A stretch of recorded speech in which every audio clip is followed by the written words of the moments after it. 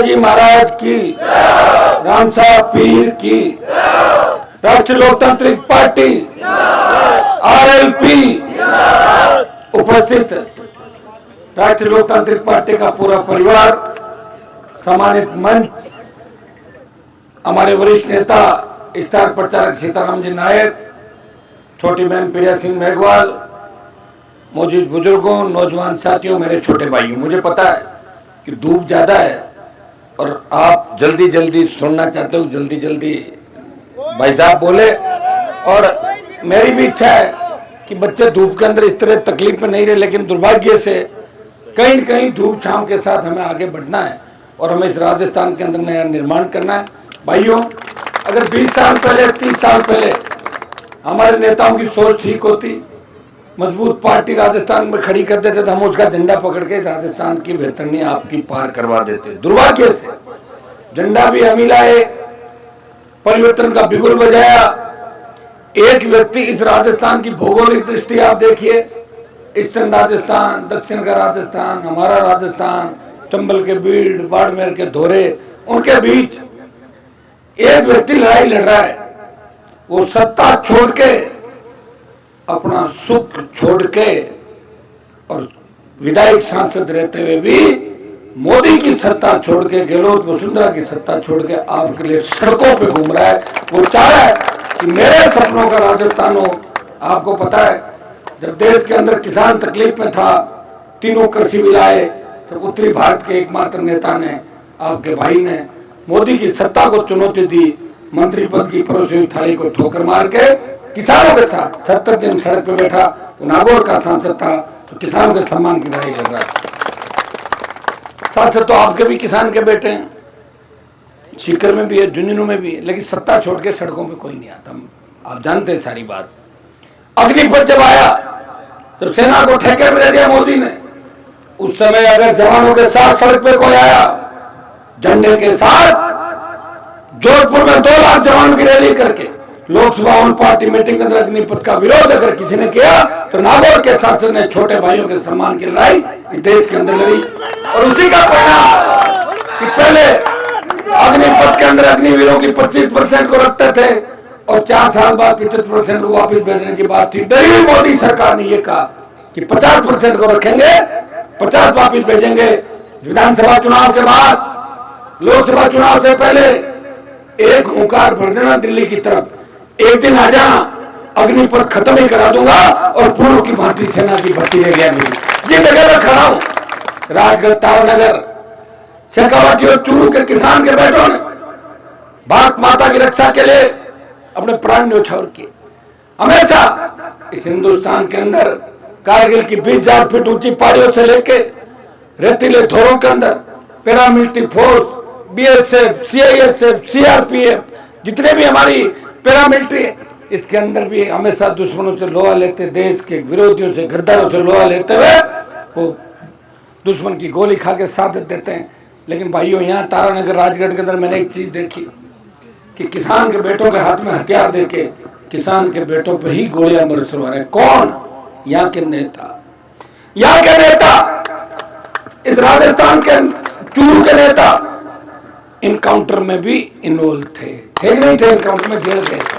ये वही चूरू, वही राजगढ़, वही तारानगर। हमें समझना होगा, हमें समझना होगा। हो सकता है कि कई परिस्थितियां सामने आ जाए, लेकिन भाइयों याद रखनी हर चीज को। अगर भूल जाओगे, मेरा संघर्ष बेमानी जाएगा, मेरे संघर्ष का कोई मूल्य नहीं होगा।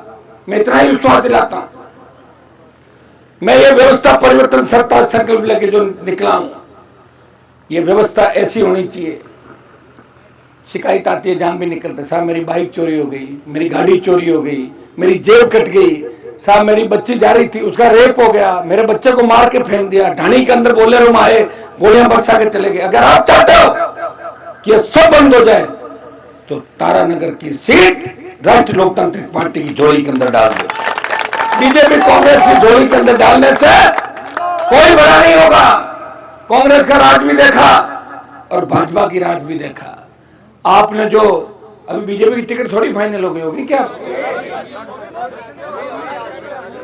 लो बोलो, ये तो सब देखे मैं तुम्हारे, पहले वही विधायक थे यहाँ, पहले रेवा ना, और इनको भी देखा है।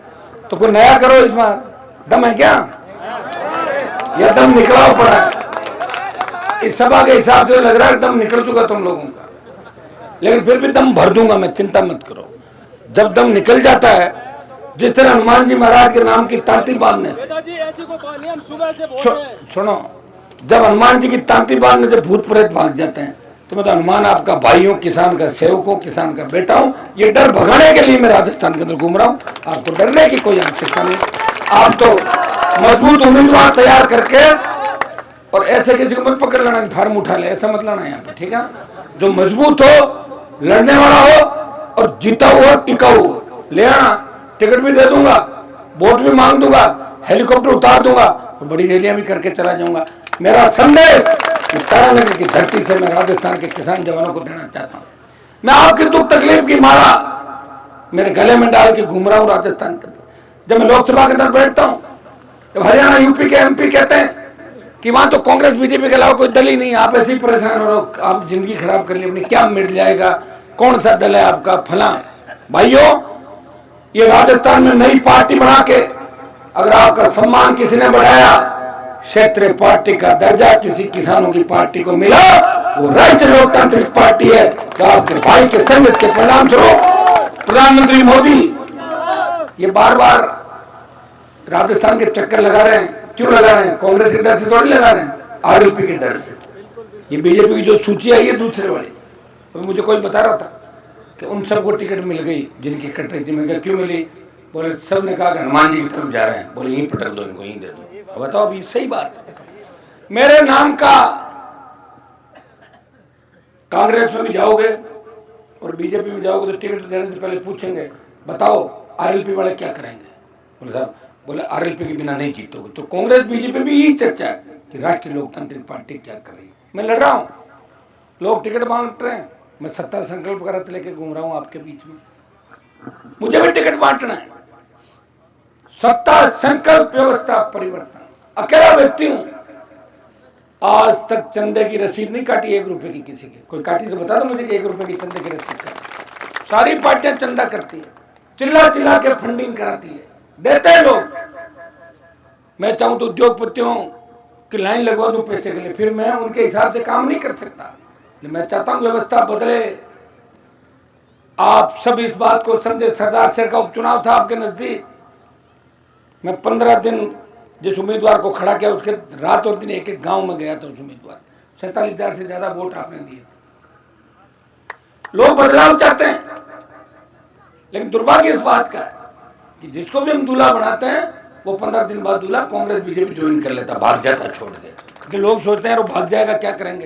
इसलिए भाइयों, आपको सिर्फ मुझे ही देखना है, हनुमान जी की पार्टी और बोतल का चिन्ह। आप अगर मुझे देखोगे तो आपको लगेगा ये झुकने वाला नहीं है, ये झुकाने वाला है, ये टूट सकता है, कि किसान कौम के सम्मान को ठेस नहीं लगने देगा, किसान कौम और जवान को बेचेगा नहीं। ये एससी एसटी ओबीसी मुस्लिम को लेके एक नया राजस्थान का निर्माण करेगा। वो ऐसा राजस्थान चाहता है जहाँ डिग्री से पहले रोजगार की गारंटी हो, कर्जे के बोझ के तले किसी किसान को आत्महत्या नहीं करनी पड़े, किसी नारी अबला की चीख पुकार राजस्थान के अंदर नहीं हो। कोई बे अपराध करने से पहले 1000 बार सोचे कि मुझे भूमिगत कर देंगे, भूमि की समाधि दिला देंगे। ऐसी व्यवस्था अगर चाहते हो तो राष्ट्रीय लोकतांत्रिक पार्टी को मजबूत करो। मैं तो लड़ता रहूंगा। मैं तो अगर वसुंधरा के साथ रहता तो 2003 में ही एमएलए बन के मंत्री बन जाता। कई लोगों को मैंने देखा वसुंधरा के कपड़े ड्राई क्लीन करा के लाते थे, साड़ियां धुलवाते थे, चप्पलें उठाते थे और अपना आपको जोर जोर से आके कहते दोस्तों ये और मंत्री जी आगा, मंत्री जी आगा, मंत्री जी के गेल। तो मंत्री जी वहां क्या करते थे पता है क्या आप लोगों को? और कांग्रेस वाले क्या करते हैं? गहलोत के कपलेट उठाना, उसके गहलोत लोग कपड़े बनाए लाए कि नहीं लाए, कि ले साहब हम कपड़े बनवाए। ये धंधा करते हैं। अपने आप को कहते हैं हम बहुत बड़े किसान नेता है। नहीं भाई, नेता तो वही नहीं राजस्थान के। ये तो दुर्भाग्य है कि अगर नेता पहले हो जाते तो हमें ये व्यवस्था परिवर्तन सत्ता संकल्प लेके नहीं निकलना पड़ता। दुर्भाग्य कि इस मरे हुए इस प्रदेश की मरी हुई जंग लगे नेताओं की वजह से हमारे लोग, भोले बड़े किसान, दलित, जिनकी संख्या बहुत बड़ी संख्या, लेकिन फिर भी ठगा सा महसूस करते हैं डिमोरलाइज हो जाते हैं। अरे साहब टिकट नहीं मिली, वोट तो देना चाहते थे, टिकट, अरे क्या करना तुम्हें टिकटों से। मैं जिस खींवसर से आता हूँ वो तो कांग्रेस का गढ़ था पहले, कहाँ गई कांग्रेस बीजेपी पता ही नहीं चला। 3 विधायक पिछली बार मेरे आ गए थे, 9 लाख वोट आ गए थे, ज़्यादा खड़े नहीं किए थे उम्मीदवार। उपचुनाव देखे आपने, सीताराम जी 33,000 वोट ले गए थे। अब की बार देखना सुजानगढ़ कैसे जीतते हैं, सरदार सर कैसे जीतते हैं। आपके यहाँ भी आप मजबूत हो गए, बढ़िया हो जाएगा सारा, बैठ के बता देना। कोई काम होगा जो यहाँ का जवान चाहेगा। मेरे साथ जवानों की फौज है। देश को आज़ादी किसने दिलाई? तांत्या टोपे, मंगल पांडे, सुभाष चंद्र बोस और भगत सिंह के बलिदान से, उनके संघर्ष से देश को आज़ादी मिली। मेरे साथ तो सब ज़्यादा जवान है, जवान साथ है। और मैं मंडावा की सभा में गया, कल मुझे कहा कि यहाँ के एमएलए और बीजेपी वालों ने इतना डरा दिया कि कोई मत जाना। मैंने कहा तुम अगर इतने डर गए तो तुम्हारे घर पे कोई आ जाएगा मारने के लिए, फिर क्या करोगे? अरे साहब फिर तो क्या करेंगे, तो मारने के लिए आएगा तो फिर रक्षा तो करोगे ना अपनी, क्या रखवाली नहीं करोगे? अगर हनुमान की रैली में आने से कोई व्यक्ति डर जाता है, इसका मतलब वो उसका जीवन बेकार है। एक यही तो जगह है जो डर मिटाती राजस्थान के अंदर, जिसके झंडे को देख के आप पकड़ के खड़े हो जाओ। हिम्मत नहीं राजस्थान की सरकार की उस व्यक्ति की तरफ देखो। जिस तरह लाल झंडी दिखाने से ट्रेन रुक जाती है, आरएलपी का झंडा दिखाने से राजस्थान की और मोदी की सरकार रुक जाती है। ये ताकत अगर है इस आरएलपी के झंडे के अंदर है। झंडा भी आपको दे दिया और डंडा भी दिया है। डेगा नाम के अंदर आपने झंडा और डंडा दोनों देखा था ना, तो देख लो, तैयार हो जाओ। राजस्थान की सत्ता पे कब्जा करना है, सिंहासन इंतजार कर रहा है। उठो, अपनी ताकत को पहचानो। ये सोशल मीडिया का जमाना है, अब तो हर व्यक्ति देख रहा है कि कौन क्या कर रहा है, कैसे कर रहा है। समीकरण बिठा लो घर में बैठे बैठे, इतने वोट है सर, इतने वो आ जाएंगे, स्थिति ठीक हो, कूद पड़ना।